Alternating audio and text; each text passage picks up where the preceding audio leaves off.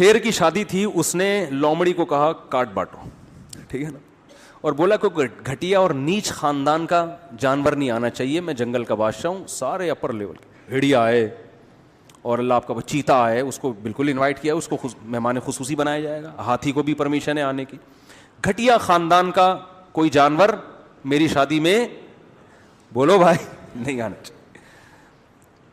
اب جب شادی ہوئی ہے, شیر دولہا بن کے, شیرنی ساتھ میں اسٹیج پہ بیٹھی ہوئی ہے, بارات آئی تو چوہا ناچ رہا ہے اس میں, بڑے اسٹائل کے ساتھ ناچ رہا ہے. شیر کو اس وقت تو برداشت کر لیا شیر نے بھی, بارات خراب نہ ہو جائے نا کہیں.